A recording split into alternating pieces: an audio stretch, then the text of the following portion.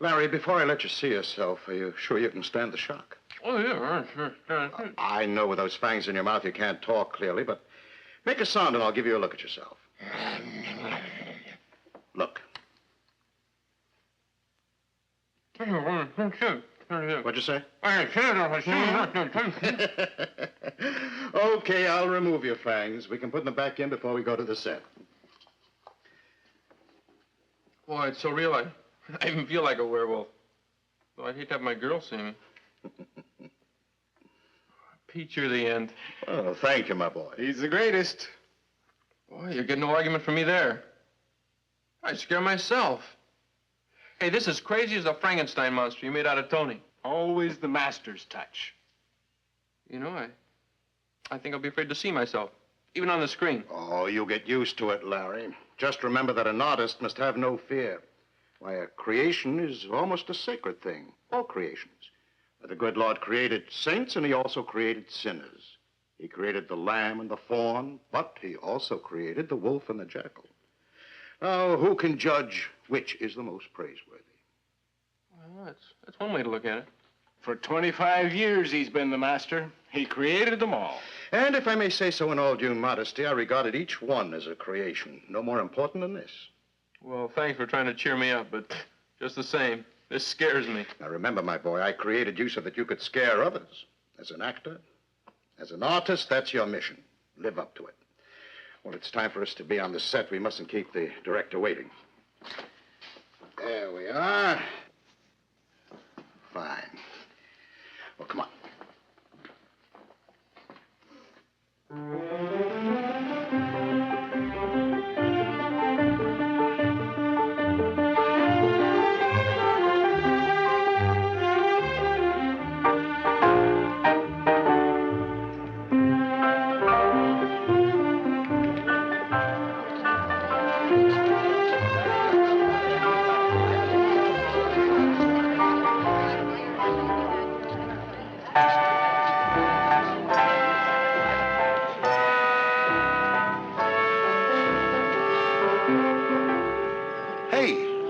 What about him? In the next picture after we capture the ship. I climb aboard. I draw my sword. And there standing at the helm, it's not the captain, but the werewolf. Terrific, huh? And we'll get old Pete to do the makeup. Not bad, not bad. But how did the wolf get in the ocean? Hello, everyone. Our first stop will be on stage 3, where they are now shooting Horrors of the Black Museum. Folks, I think you're in luck. The big scene of the picture shoots today. Now, if you will all stay together and follow me.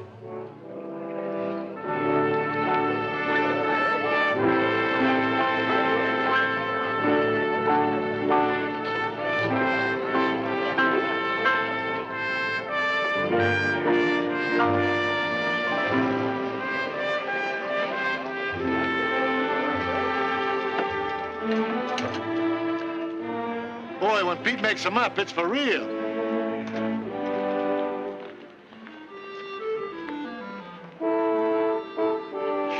Well, at least we look normal. Don't we, though?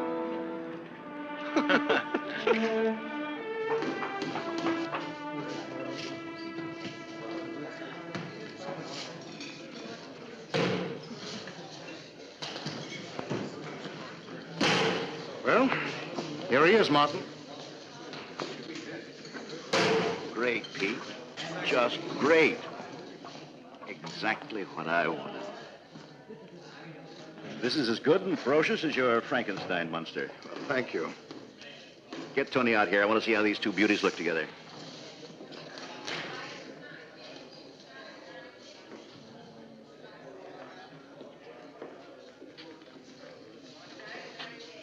Werewolf, meet Frankenstein. Shake hands and come out snarling. Well, Pete, all I can say is you gave birth to a fine pair of sons. You can be really proud of your creation. Will you be needing me? No. You can rest on your laurels. If I need you, I'll send for you. I'll be in my makeup Good. room. Now, boys, listen carefully. Remember, this is the big scene of the picture. The audience is waiting for this, where finally Werewolf meets Frankenstein. They hate each other. It's a fight to the death. It's the battle of the monsters, and it must be the high spot of the picture. It's got to be the greatest fight we've ever had on the screen. And I've got to get it in one take. So listen to directions carefully. You'll come in from out there. Now, you'll come in from here.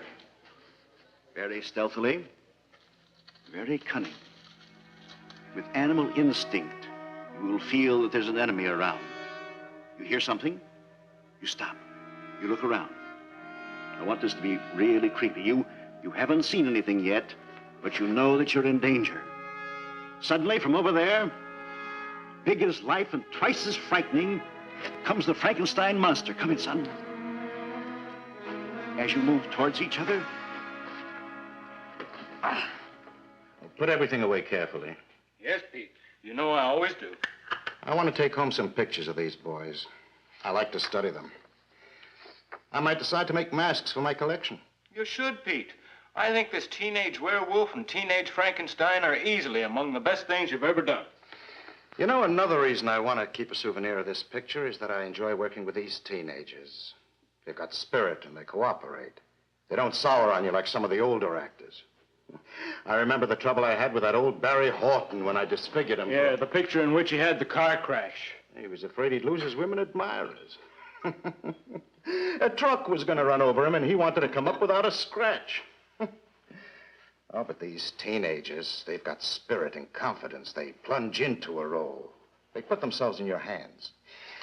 I enjoy working with them.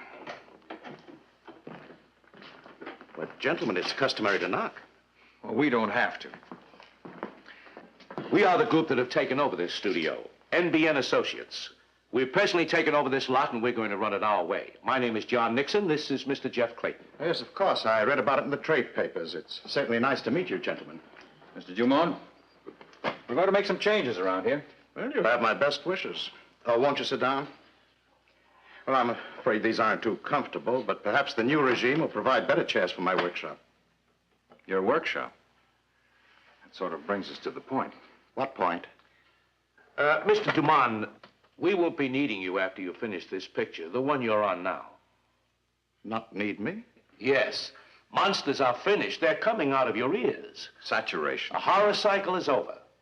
People want to hear music. They want to laugh. They want to see pretty girls. There's no doubt about it. Monsters are finished. I heard that 25 years ago when I created my first werewolf. It saved the studio from bankruptcy. Now, look, I didn't come here to discuss this thing or to argue it with you. That is the decision of the big brass. It's mine, too. Yes, but, well, it's a wrong one, if I may disagree. Why, even psychiatrists say that in all these monster pictures, there's not only entertainment, but for some people, therapy. Well, you know we never get over our childhood fears of the sinister, the terrifying faces we see in nightmares. Well, through these pictures, we can live out our hidden fears. It helps. You live them out, but not on our payroll. Like Mr. Nixon says, people want to see escape pictures nowadays. Musicals, jokes, pretty girls. Yes, but The decision is final. Now, instead of giving you a cold pink slip, I came to tell you in person. It's the human way. certainly is. And we'll allow you a week's severance pay. No, thank you. Keep your severance pay. I don't want your charity. This lot, this room, has been my home for 25 years. Now that you throw me out, don't try to soften the blow with a few cheap dollars. I'll leave when this picture is finished shooting. Okay. That's the way you feel? Turn down money. Maybe you've been living too long with monsters.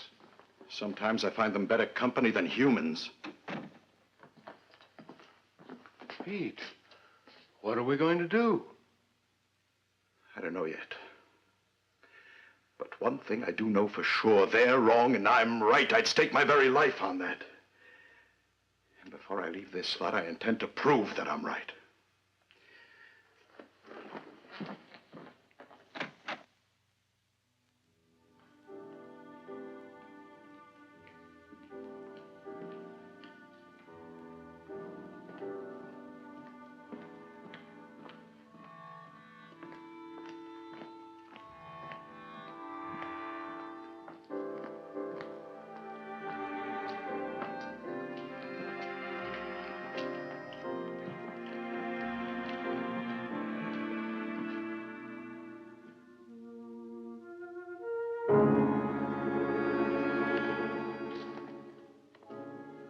Werewolf. Frankenstein. They want to put an end to us. They say we're through. There's gratitude.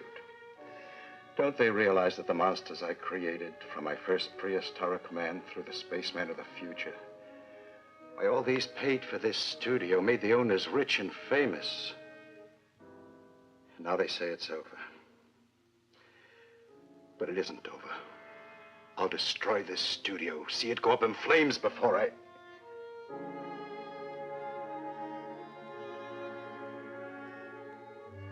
No,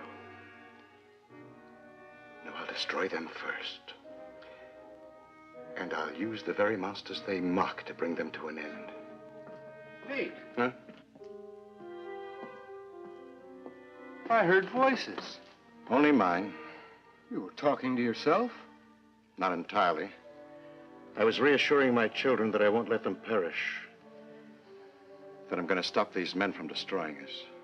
But how? I'll show you.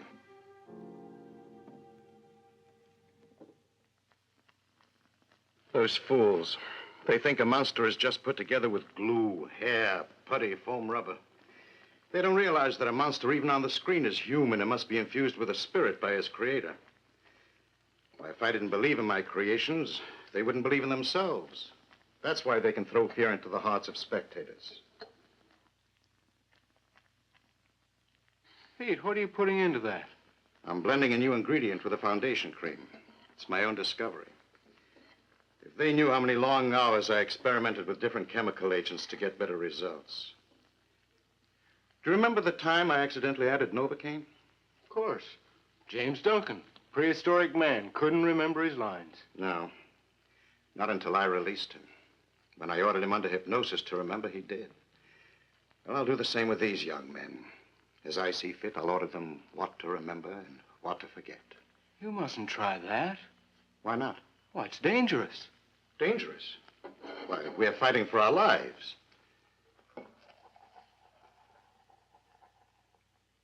Now, this enters into the pores and paralyzes the will. It'll have the same effect chemically as a surgical prefrontal lobotomy. It blocks the nerve synapses. It makes the subject passive, obedient to my will.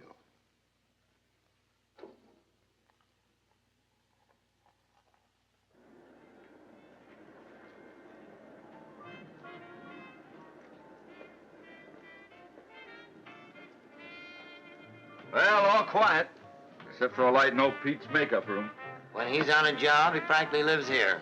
Yeah, I know. He's married to his career. That's the way I feel about my work. But what chances do I get? Now, don't knock it. You got a nice, easy job. The only hoodlums you run into are the bit players. We're strictly law and order men. Nothing ever happens on the lobster shift. That's what I mean. Just high-class watchmen. Look, Monahan, you want action, join the commandos. Yeah.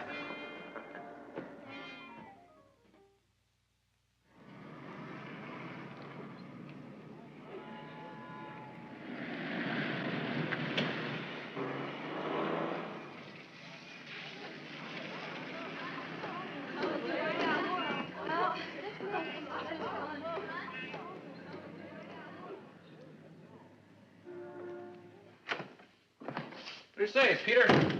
Sit down, my boy. I'll put you in a massage, Pete. I'm glad to see you're in a cheerful mood. Boy, you're not. You look bugged. How would you feel if someone pronounced a death sentence? Are you serious? You should be, too. It's no longer any secret. The new owners of the studio have decreed no more monsters.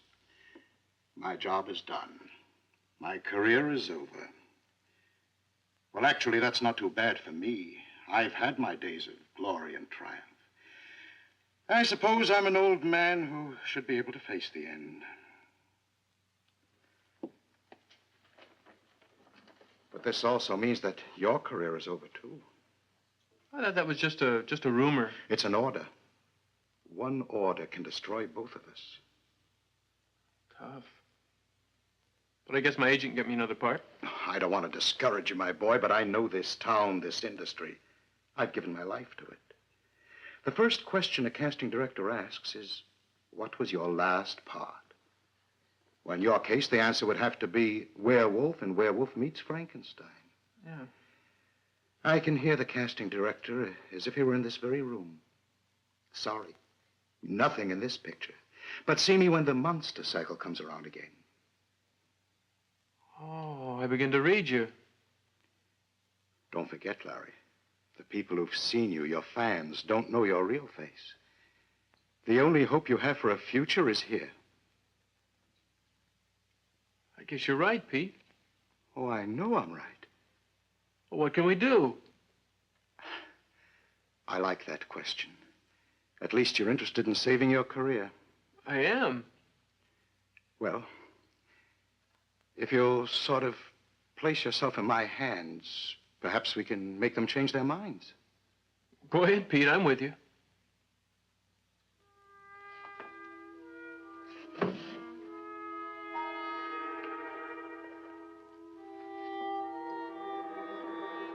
Larry, this foundation cream has a new firming agent in it. Something that I perfected. So don't worry if you feel your skin tightening. Don't worry if it makes you feel... It does feel kind of cool. Remember, my boy, it's in your best interests. Do exactly as I instruct you. You will play your scene well today. But after you've completed it, instead of coming back here, this is what I want you to do.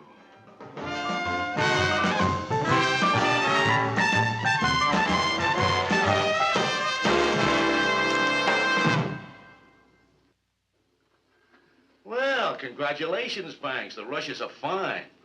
You were right. This musical is going to be a big hit. I like the way you're handling this production. Thanks, John. Everything on the set's coming along just great. I'll see you in the morning. Good night. Good night. Well, I might as well see yesterday's rushes on the Werewolf and Frankenstein picture. Without me, if you don't mind, John. Maybe you've got a secret yen for monsters, but not me. I think they scare you and you're too chicken to admit it. So you guessed my secret, huh? Well, it's part of my responsibility, so I'm going to see them. Well, have yourself a nightmare. All right, I'm ready. You can run the rushes on production 204. Scene 136, take 2. Action.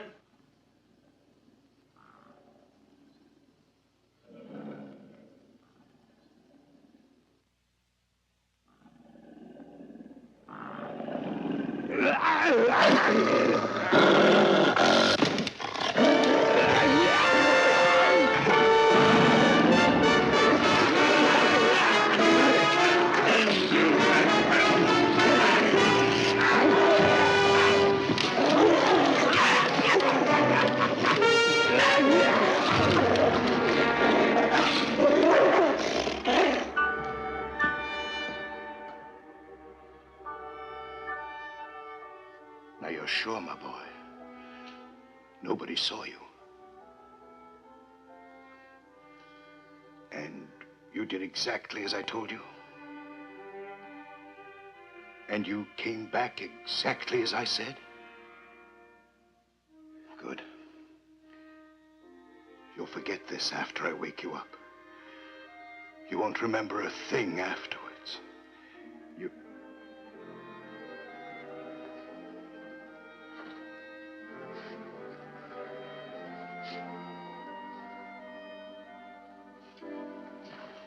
Pete, are you sure there's no danger of us getting caught? Just wash these.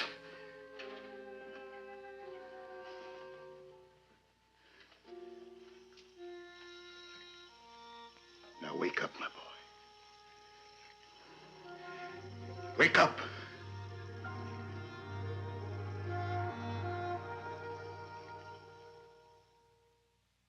Now, here he is, Doc. See what you can get. Now, tell me what you know about all this. Don't leave anything out. Already told you, I ran the rushes for him on 3 pictures. What time? Beginning about 8, that's when he reserved the room. Did you see anything? Hear anything? All I could see was on the screen. All I could hear came from the soundtrack. Especially the last one. 2 monsters beating each other's brains in. And then? When the picture was finished, I put the house lights up. Then I put the film back in the can, and I went home. My work was done. The cop on the gate, Richards, he checked me out. Okay, you can go. Hey, did you see this? Larson's wristwatch is cracked. Stopped at 8:34. And that fixes the time of the murder. What do you make of it? Well, pending autopsy findings, I would say that he was attacked from behind by someone with fiendish strength. Neck is broken. And that the attacker, like an animal, inflicted sharp wounds on the neck. Looks like fangs to me. I'd say that the time of death is fixed by the time the watch stopped is reasonably accurate. So what do we have to do? Look for a monster? You don't have to go very far. I think that they make them to order right in the studio. We're not talking about actors. We mean a real monster.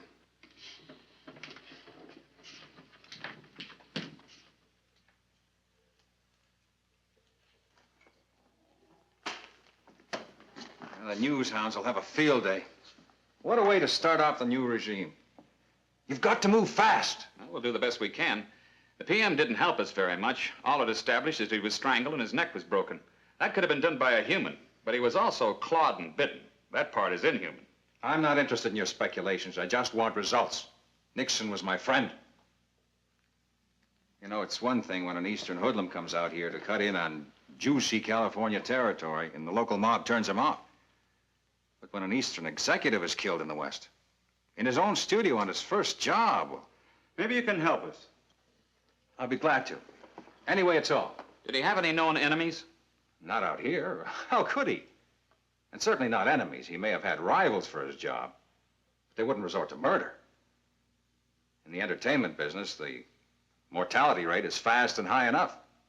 You have your eye on a certain spot, all you need is patience. So wait a little bit. You're bound to get your turn. Well, did he antagonize anybody out here? No, not in that lethal way. Naturally, we pink-slipped about 100 at the studio. We had to.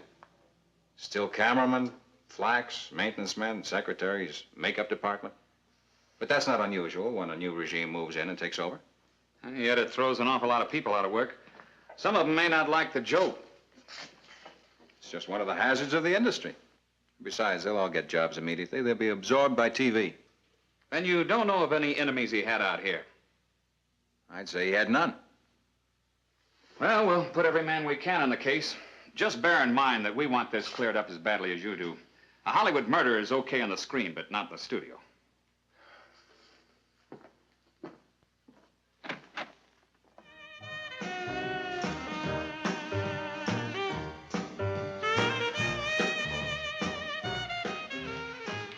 What is it, Larry? Don't you feel well? I kind of black out, huh? I don't understand. I start to weave, and then I black out. This is something new. No, I just feel this way since... Look, maybe you gave your all to the part of the werewolf. Now you don't have any strength left. You may have something there. In the last scene I was in, I had to try to escape, to get away from the police. Arlene, I still feel as if I'm running. I don't know what I'm running from, but I am running away. Maybe the reporters and police upset you. No. They just looked around, took a few pictures. They barely spoke to me. Asked me how it feels to be a monster, then they turned away. I heard him laughing at the makeup like it was something to scare kids. Just the same. I'm still running. Come on, Larry. Relax. Calm yourself. I guess it's only natural if you work hard that you're going to have a letdown. Yeah, I guess so. You better get back in, Arlene, before they chip in and buy me a wheelchair.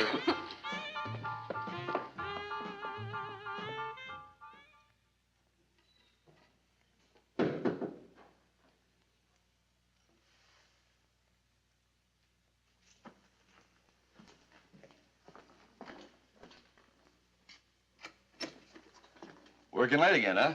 Oh, well, I have no hours. No creator has. Besides, I get more joy and satisfaction out of my work than watching the clock.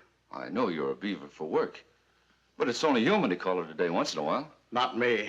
There's no rest for me. You should, though. Take it easy, I mean. It puzzles me why you knock yourself out, especially when you're through here. This is your last job. So you know, too, huh? It's all over the lot. But it's no disgrace. Believe me, you're in good company. Half the old timers get pink slips. Did you? A cop doesn't make enough money to be a drag on a payroll. But I might just fire myself up. Oh? I never kidded myself that walking a watchman's rounds would move me to the top. No, I guess not. Take most of these studio cops. They're retired policemen looking for a soft touch. But not me, though. I've got different ideas. If I were chief of police of this studio, I'd run it real strict. No one would get on this lot without a pass. And I'd put on 2 night patrols. That new boss, Nixon, might not have been killed if my system had been in force. Too bad it wasn't. But now, I'm hep to something that might just put me in line for promotion.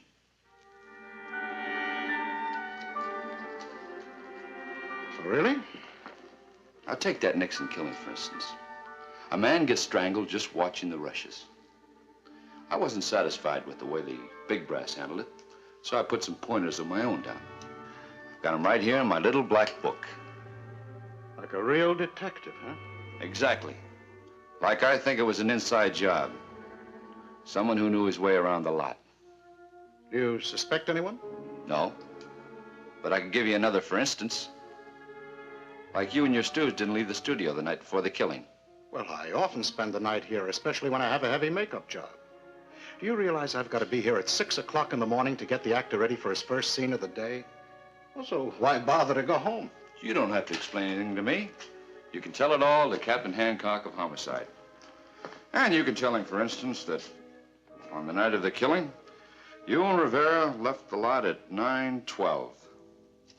Got it all down here in my little black book. Then I figure Captain Hancock tells the new setup, maybe I get promoted. Yeah, I've got a few other little things written down for him, too. Yes, but why bother? After all, you've already done all they expect of you. Why stick your neck out beyond the call of duty? The security of this lot means a great deal to me. This studio will be here a long time. And someday I expect to be its chief of police. Well, I like a show of ambition, and you've really got it. I'll see you downtown.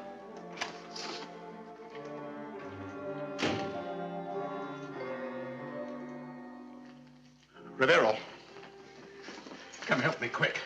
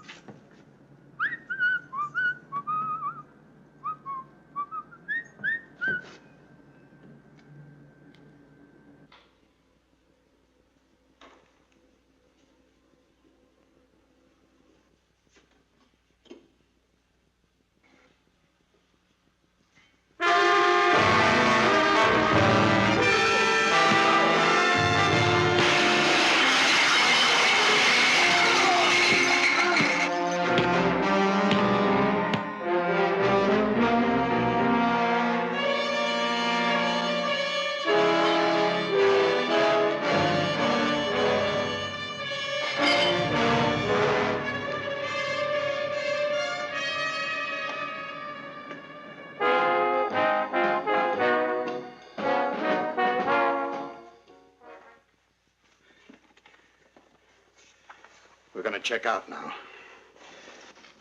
Remember, not a word out of you.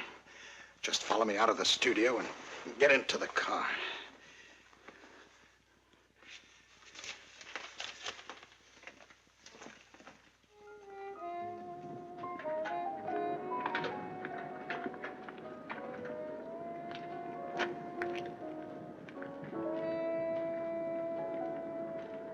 Well, Pete, you don't get overtime for this, although I bet you earned it. Yes, we accomplished quite a lot, but we are far from finished. Just a few hours rest and then back again. Well, Richards, night. Night.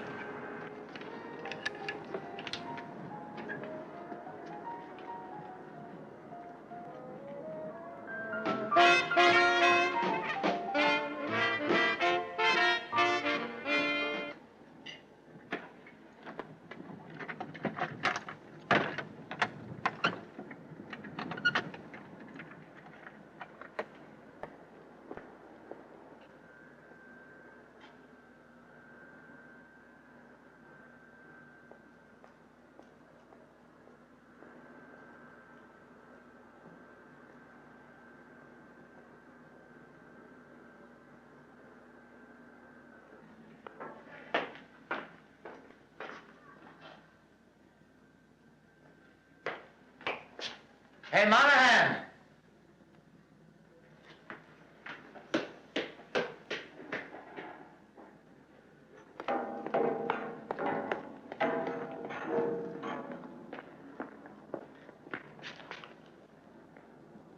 Hey, Monahan!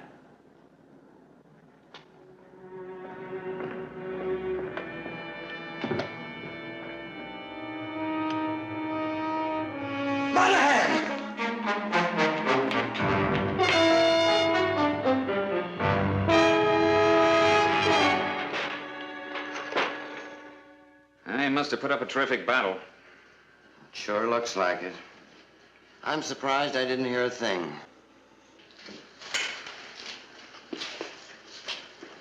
Now, this makes no sense, killing a watchman on his rounds. Unless he surprised the murderer. Well, surprised him in what? As far as we know, nothing was stolen. No dressing rooms were broken into. When did you begin to suspect something was wrong? Well, I waited 15, 20 minutes after he was due back, then began to look for him. I figured maybe he brought a little snack from home. He used to tell me his wife worried about his stomach. I thought maybe he went to eat it in his car. But after I checked his rounds... Anybody come in late? No. Anybody leave? A couple of late shift maintenance men. Pete, the makeup man, with his assistant Rivero. You better get their story. You got an address for them, this Pete and his assistant? Well, not in the booth. Payroll would have it. Anyway, Pete will be back here in a few hours to make up this young actor who's playing Frankenstein's monster. How early? Oh, maybe 6 o'clock. But this Pete, he's a harmless old guy. Just the same, get his story.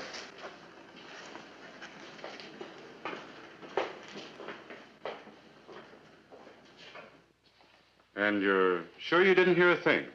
No, sir. You see, I was here all the time. Right at this table, preparing the foundation cream I use in makeup. And you heard nothing, saw nothing? If I had, I would have done something about it. He was a nice young fellow, that Monahan. Polite and neighborly. It's a shame. Monsters. Is that all you do? Well, I sort of specialize in them. Have for 25 years. Look, Pete, my kid's having a Halloween party. I think he'd get a big bang out of scaring his friends.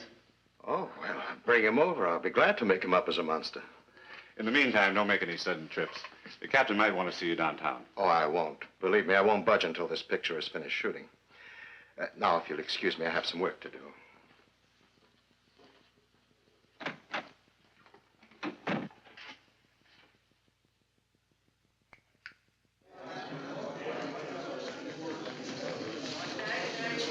Okay, let's get ready to do the number starring John Ashley. This'll be a take. Quiet. Bell, please. Roll 'em. Lay back.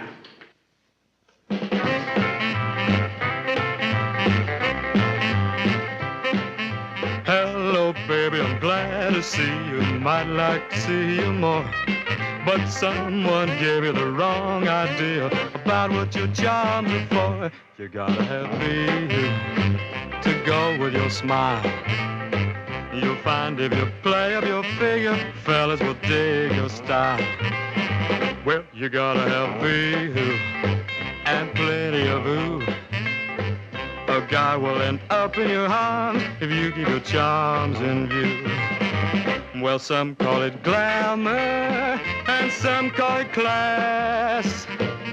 But when they call it hee-hoo, baby, you're cooking with gas. You gotta have bee-hoo, you gotta have wow. Unless you are dressed up to catch him, someone will snatch him. What a difference it makes, but if you got you, well, you got what it takes. Ho!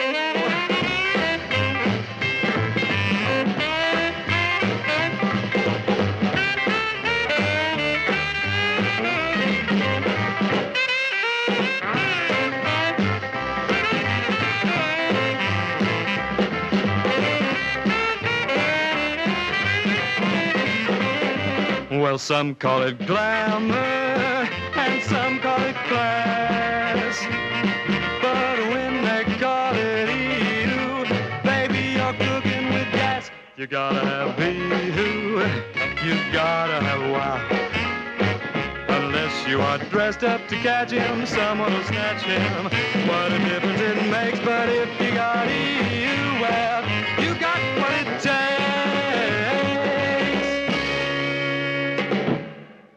Cut!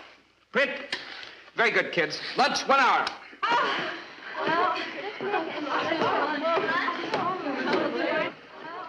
Hey, see what I mean, Pete? I certainly do. This is what the people want. Instead of the old stuff, fright wigs and monsters, they go for gorgeous gals, singing, dancing, you know, escapism. And that's what you'll give them. Got to. It's the wheels of progress. The automobile kills off the horse and buggy. The freezer puts the old-fashioned icebox out of business, and so it goes. You're right, Mr. Clayton. The wheels of progress. No matter whom they run over. That's the way the footage cuts.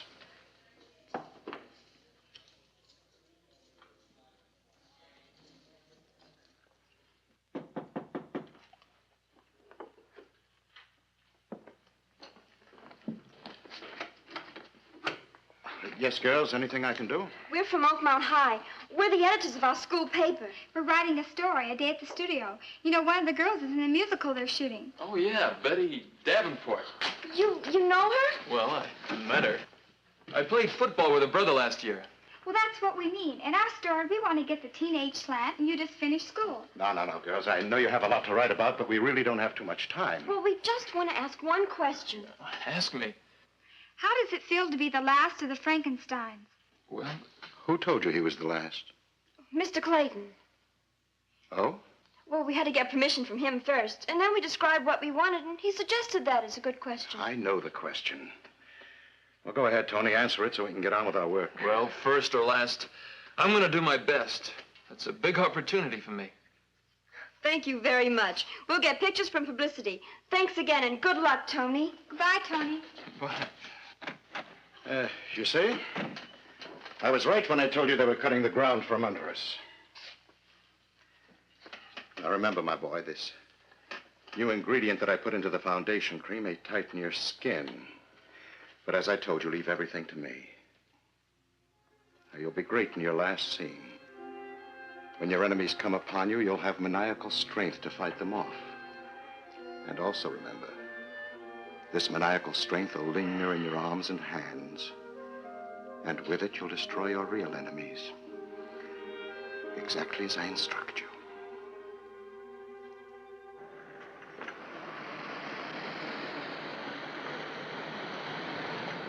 You're going home pretty late tonight, Mr. Clayton. Yes, and it gets later every night. The work just seems to pile up. Good night, Regis. Good night, sir.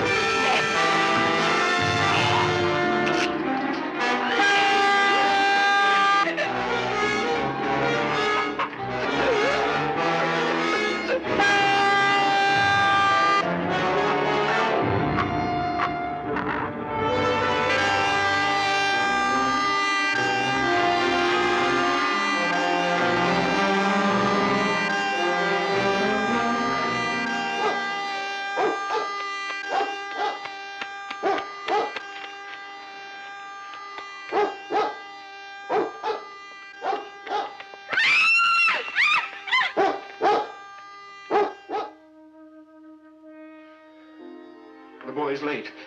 Do you think anything's happened? You're always ready to think the worst. He'll do exactly as I told him and come back here to your house. There, you see? Well, go ahead, open it.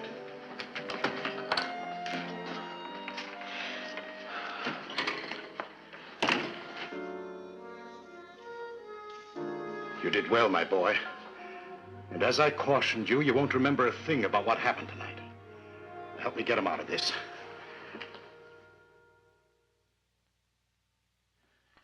Third studio murder shocks Hollywood. Following the morbid Hollywood tradition of death in threes, the third brutal slaying within the space of 1 week took place last night in the darkened garage of the Hollywood home of Jeffrey Clayton, American International studio executive, who was the victim. To check this reign of terror, it is reported that officials are considering closing the studio until the mad murderer is apprehended by police. You've read it 3 times.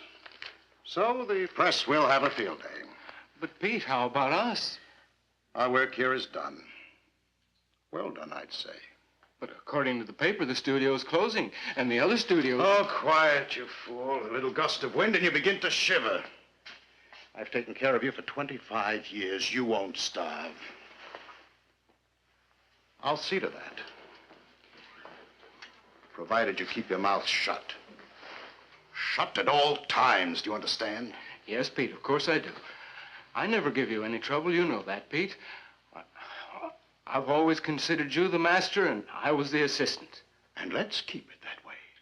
A silent assistant. Rivero, you and I have been invited downtown to police headquarters. Police headquarters? For routine questioning. Merely a ride down and back. When we get there, don't open your mouth. I'll provide the answers. Yes, Pete. All right, let's go. Get your hat and coat. Police are very peculiar. They insist on punctuality. I was just going to barge in on you. Me? Yes, you. You're Pete, all right. I don't believe we've met. Well, you're meeting me now. Gary Droves, that's my name.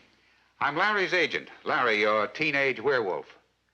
I set him from the part with the producer, but that doesn't mean I quit worrying about him. I never forget a client, even though I get them work. Gary Droves is not a flesh peddler. Get it? I don't quite understand. I'm like a father to my kids. Sometimes I don't even take the 10% till I get them a term contract. Now, how do you like that? Very admirable, but I don't see how it concerns me. All right, I'll throw you the connection. You leave my boy alone.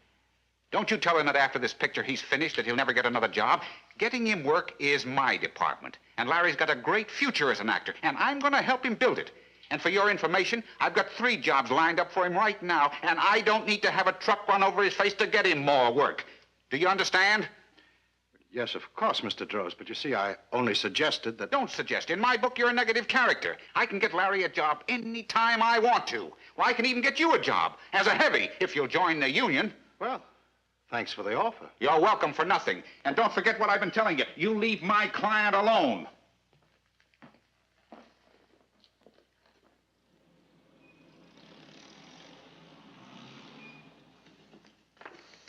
I tell you, Pete, since that maniac's been on the kill, I've had no sleep. Nights on the studio gate, days over here. Yeah, I know what you mean, Richards. It's been a hardship on all of us. Somebody sure had a grudge against those new executives. Well, it would seem that way. But as you pointed out, a maniac. Well, a maniac really needs no reason for killing. Millie, we appreciate you coming down here to help us. Now, if you'll try to give us some kind of description of this monster. Well, Captain, that's as close as I can get to it. A monster. It looked like he walked right off the screen. Big, huge man with one eye out of his socket. Oh, it sure was a nightmare. He hit me and knocked me down. Must have had something in his hand. The blow was that heavy. About what time was it?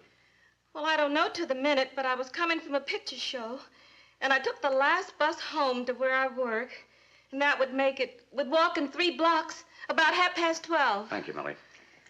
We'll probably want you to try to identify this monster from any suspects we pick up. You mean I have to come down here again? Well, I'm afraid so. Well, you call me and I'll come. No man like that should be roaming the streets. Yeah, I'll come.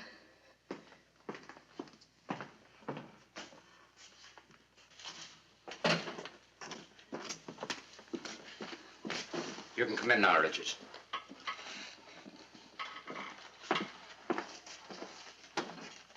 Sit down.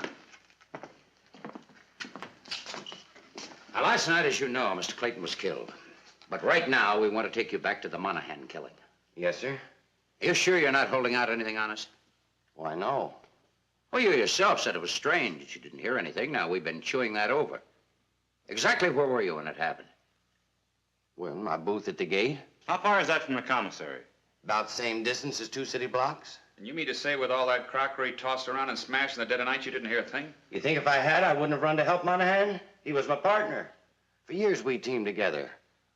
He was younger than me, but we got along swell. Now, we're not accusing you of any dereliction of duty. We're just trying to get a clear picture, that's all. Well, I didn't have the radio on. Loud? Yes, quite loud. It isn't that I'm deaf or anything. I just happen to like loud music. How was I to know there was a killer loose? It's no crime to listen to the radio. No, I guess not. But think of the maintenance men, the grips, the gaffers, even the secretaries. Think hard about everybody that passes your booth in and out. Among all those, any sore heads, anybody with a grudge? No. A lot was run like a happy family. Why, in my 10 years there, not a beef, not a gripe. Just friendly hellos and goodbyes. Why, even at the parties on the set. You know, the usual shindig after pictures finish shooting. A few drinks, some eats, laughs, a lot of laughs. Just one happy family. Yeah, well, it's not happy now. Now, you go back to the lot. Turn the radio off. Keep an extra eye open all the time. If you see or hear anything, if you suddenly remember anything, any suspicious characters you see hanging around the gate, anyone who tries to sneak past you, call us. I will. You bet I will. Thank you.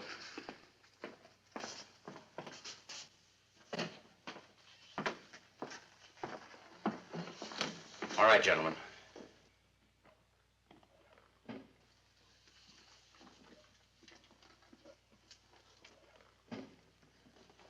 I'm Captain Hancock. How do you do? I think you've met Detective Jones. This is Detective Thompson. Hello.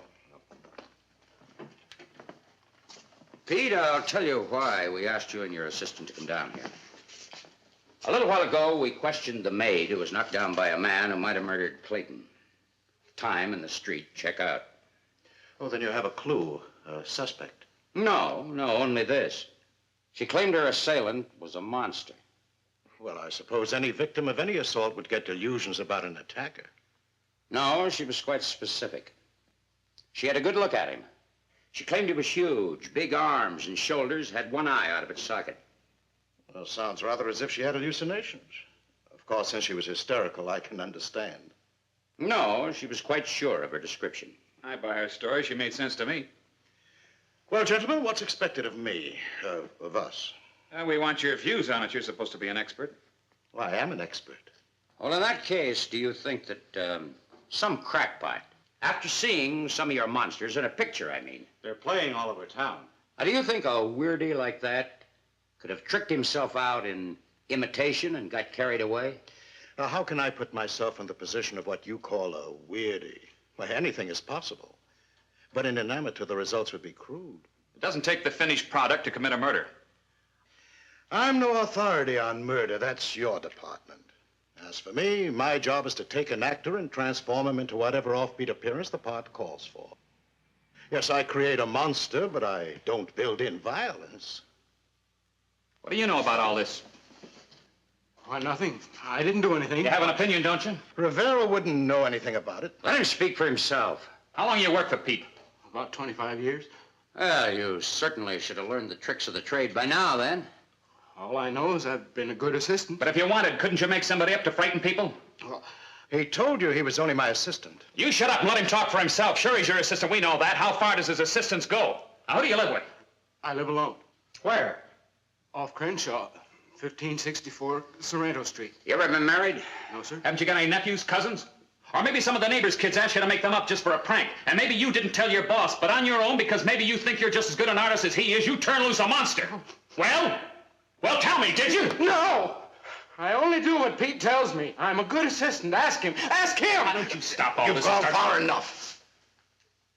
Just because you have no suspect is no reason to bully him. Then why aren't you more cooperative? Now, look, we know you live in a world of make-believe. All right. Come out of it.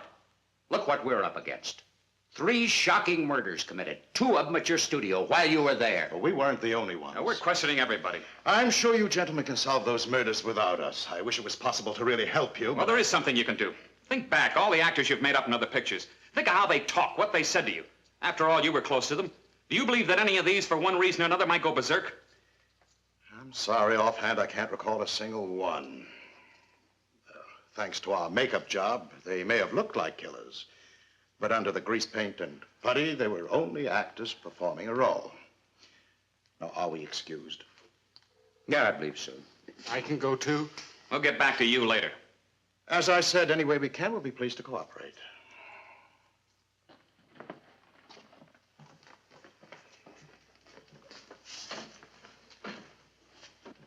Something weird about that old Pete. And his assistant, Rivero. Maybe that's what comes from spending all your life with monsters. I don't like the way he's under the thumb of his boss. Well, you certainly tried to shake him loose. Were you really aiming at something? Pot shots. Pot shots. I'd hoped that they'd give us something tangible to go on, but I doubt it. They know more about make-believe monsters than they do about killers. Get a grip on yourself. You collapse like a sick calf.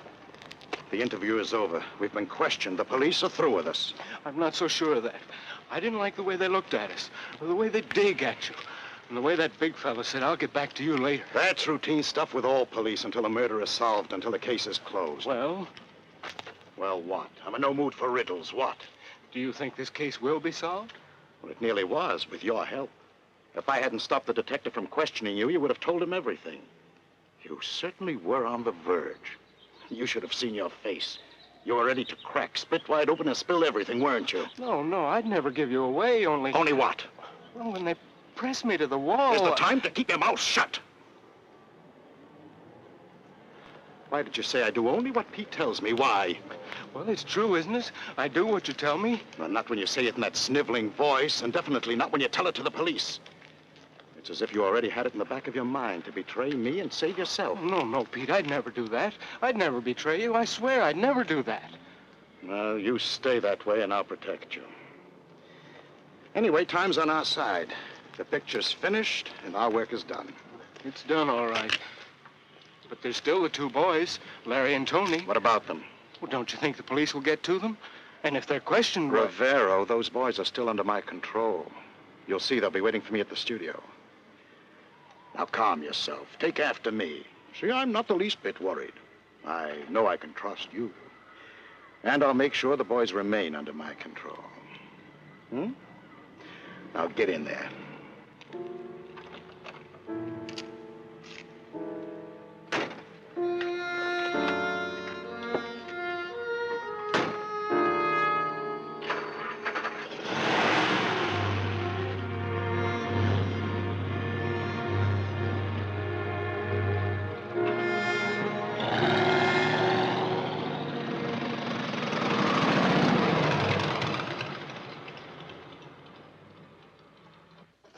Say, I think we've got something in the Clayton case. Yeah, what? Well, we analyzed the scrapings from under Clayton's fingernails. What'd you find? Grease paint, putty. You mean the killer wore makeup? Well, he must have. We've already checked this against a trade product put out by makeup companies, and our first findings are that the pigment and cosmetic base used in the sample we analyzed was special, like homemade. Instead of linseed oil, a blend. Anyway, we'll have to check suppliers for beauty parlors and studios. That can wait. There's one studio we're going to check on now, and you're coming along with us. Get your equipment ready. We may want to make a spot analysis.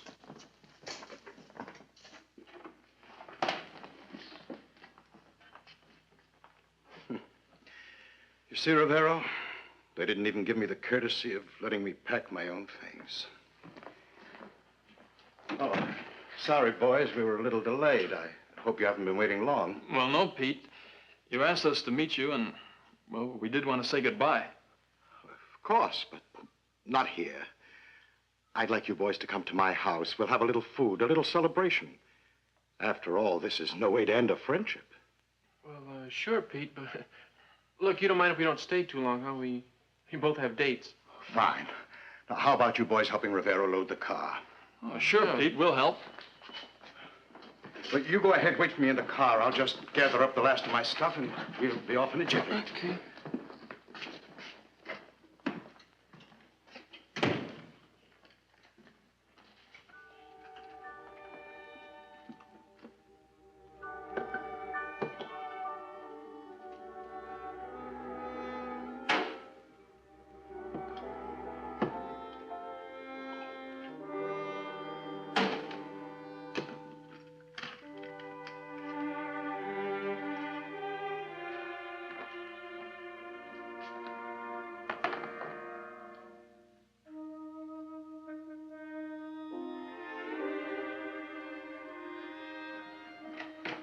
Hi, Pete. Oh, it's nice of you to drop in.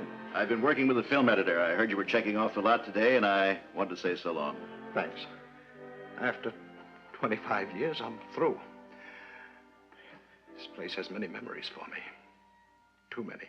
Pete, I hope we get to work together again. Well, thanks. I appreciate your sentiments, but I'm finished. You'll be back. You'll be back in all your glory. One picture can do it, maybe one of those foreign imports. And the whole monster cycle is on its way again. And producers will be clamoring for the old makeup wizard. It's nice of you to say it. Well, good luck, Pete.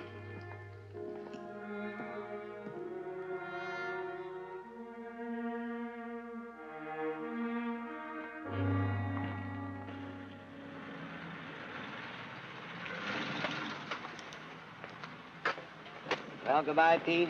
Goodbye, Rivero. Take it easy. Bye, Richards. Oh, Richards. On the top shelf of my closet in the makeup room, there's a bottle of bourbon. I got it as a present. Never opened it. I don't touch the stuff. Go ahead, take it. It's for you. Have a snort on old Pete. Thanks, Pete. Bye.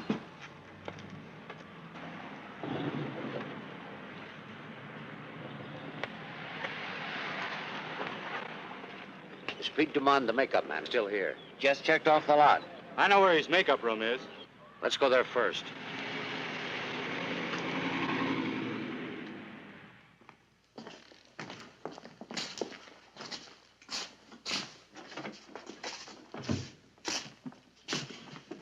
It looks like he took everything with him. Yeah, clean sweep. Except for this.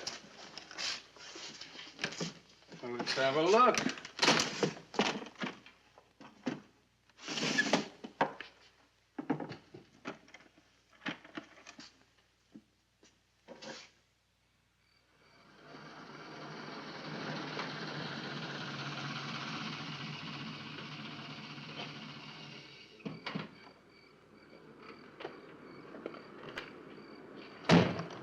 Well, here we are, boys.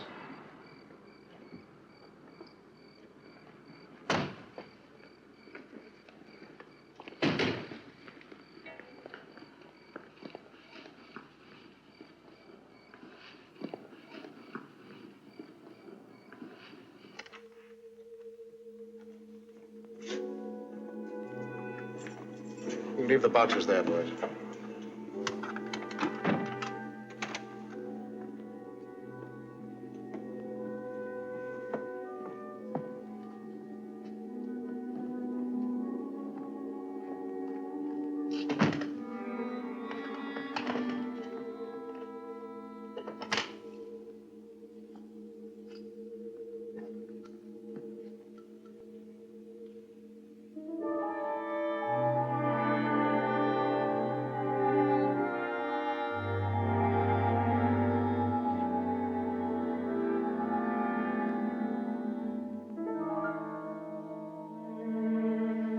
What are these?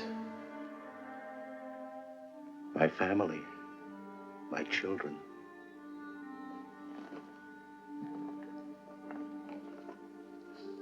I'm devoted to them. I've arranged them here with great care, as you see. I see. You called them your children? Why, yes. Later, I'll tell you their history, how each one came about.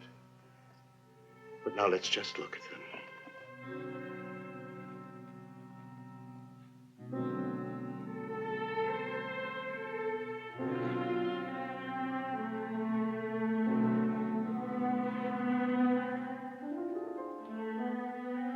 This room is like a cathedral to me. This is where I come when I need help from a source stronger than myself.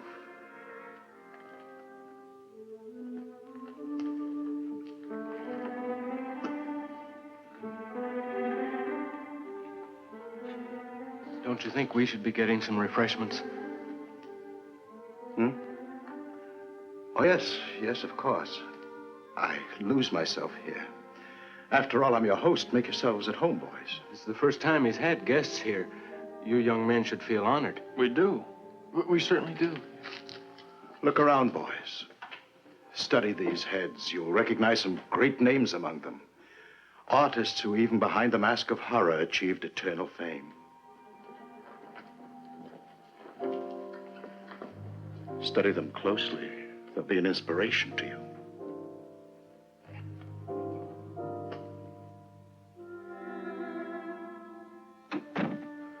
Larry, I say we cut out. Oh, man, you saw, you heard.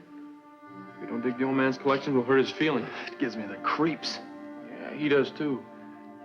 I wouldn't have come. Only he said it was some kind of celebration, a party. Yeah, it's a party, all right. All the guests are stuffed heads. We shouldn't have come, no matter how much he pressured. He makes it tough to refuse. I know. You know, Pete's got ways about him. I don't know, strange ways. Like when he was making you up for the picture, putting on that foundation cream. Did he give you a lot of stuff about how this would be your last job and that enemies would drive you out of the business and that only he could protect you? Yeah, he did. Hey, I meant to check with you about that, only I forgot. I don't mean I forgot in a careless way. I just forgot. Like when he finished, everything kind of left me. You know, like went out of my head. Yeah, me too. It's only since the last scene was shot that Tony, tell me. But when he finished, did he tell you off? Pete, I never criticized you. But I believe you made a mistake in bringing Larry and Tony here. Why? I don't think they can be trusted. Nonsense, not trust these boys. They've already demonstrated quite favorably that they obey my orders. You know I have them under control. But you won't. Now that the picture's finished and you haven't helped their careers, your control will wear off. And the police are sure to talk to them. It's quite possible. And when the police begin to pressure them, they're bound to crack. That's why I want to leave. To visit my brother on his ranch in Arizona. Rivero, my old friend. I see your point. You want to leave me to face whatever comes alone. Oh, no, Pete. I just want to get away for a few weeks' rest. And you do this not because of disloyalty to me, but because you don't trust Larry and Tony. Now, isn't that why you want to leave? Yes, that's it. These young men are not strong the way you are. No, of course not. If only they had your devotion to me, your iron nerves. But they haven't. What a source of strength and comfort it is to me that I can be sure of you. Of course you can, Pete. And should the police speak to you alone, you wouldn't reveal a thing? No, not a thing. Even if they gave you a third degree, they couldn't squeeze the tiniest bit of confession from you, could they? Of course not. But these boys, they'll crack. Yes, Pete. And I tell you now, if anything happens to you after I leave, they'll be the ones to blame. The boys, not you. Not me.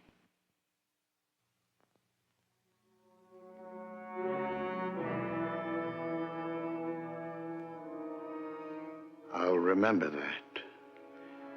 Old friend.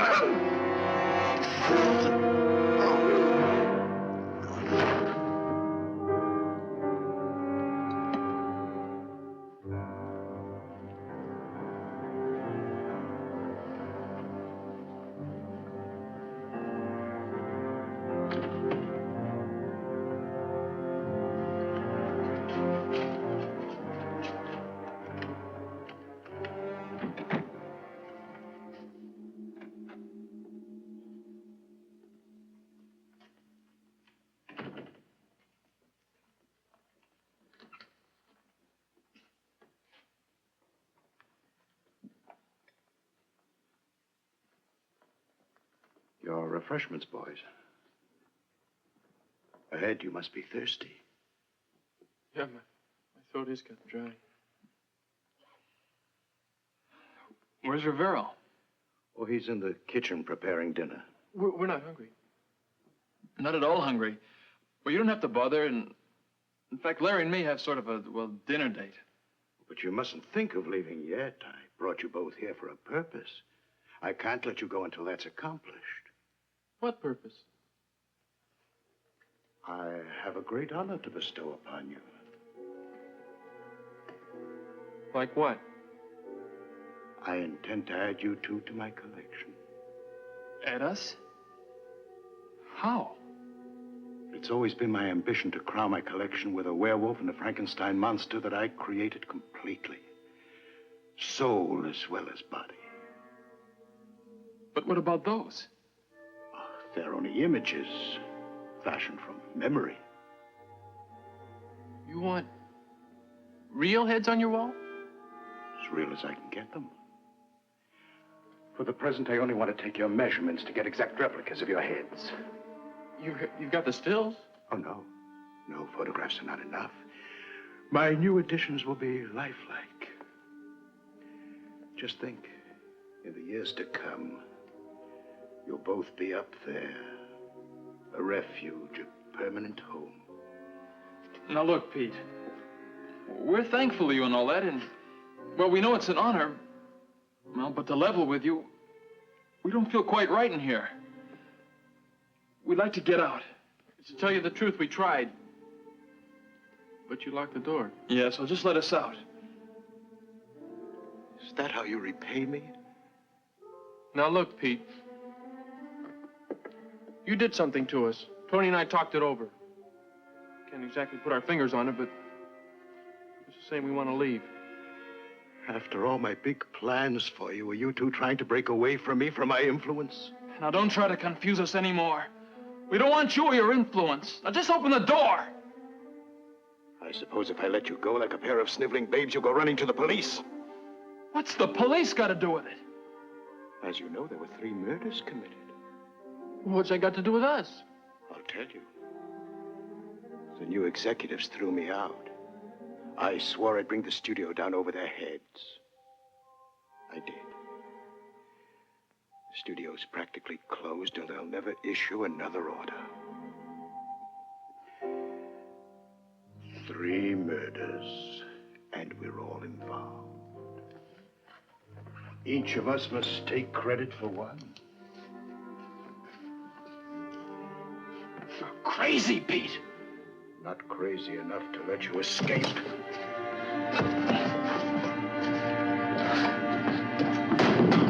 What have you done, you fool?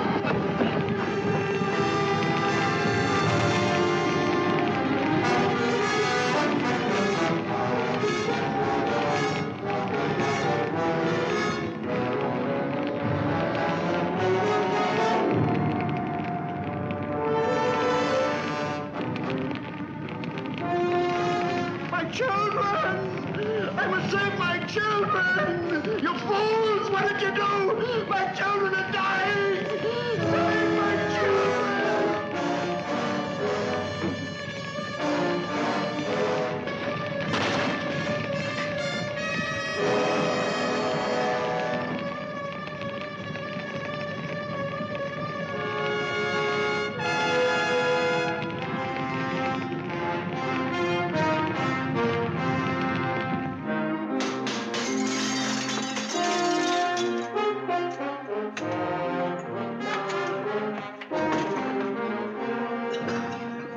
Call the fire department. Break it in.